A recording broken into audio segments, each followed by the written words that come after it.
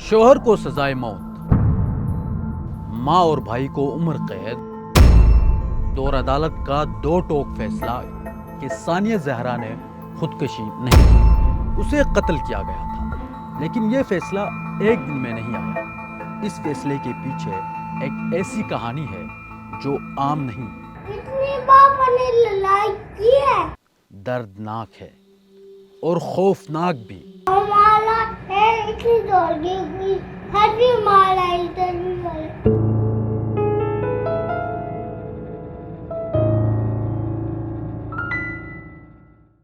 اور اس کہانی کا پہلا کردار ہے صرف 20 سال کی ثانیہ زہرا۔ ثانیہ 2 بچوں کی ماں تھی اور اس کے پیٹ میں ایک اور ننھی جان پل رہی تھی۔ ایک عام سا گھر، ایک معمولی سی زندگی، لیکن اس کے اندر چلنے والی حقیقت وہ تھی جس کا کسی کو اندازہ نہیں تھا۔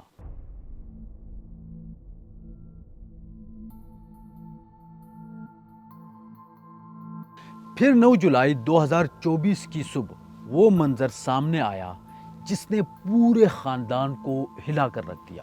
ثانیہ کا جسم کمرے میں پنکھے سے لٹکا ملا اور چند ہی لمحوں میں سب نے ایک کہانی بنا دی کہ اس نے خود ہی اپنی جان لے لی ہے۔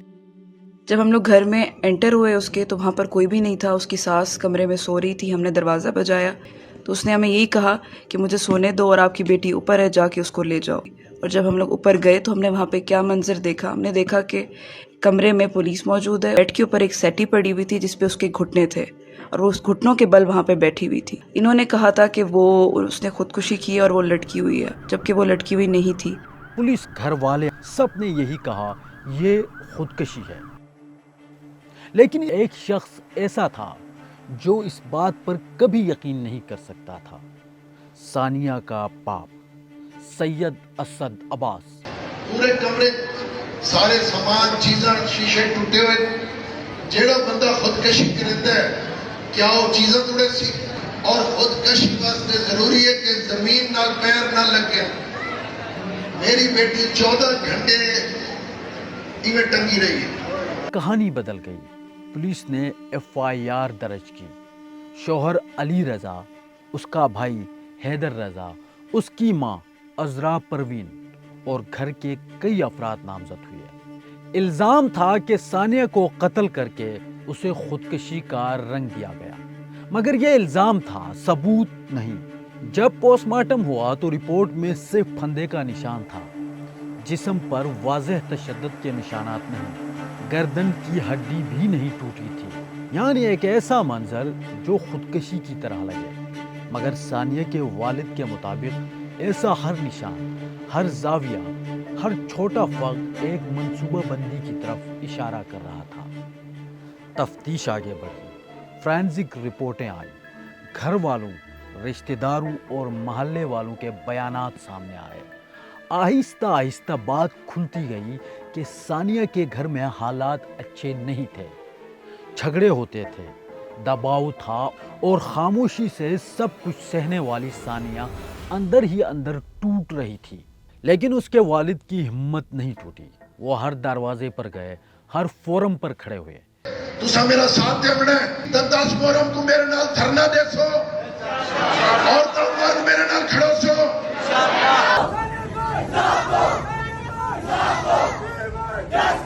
اور بالآخر معاملہ عدالت تک پہنچا۔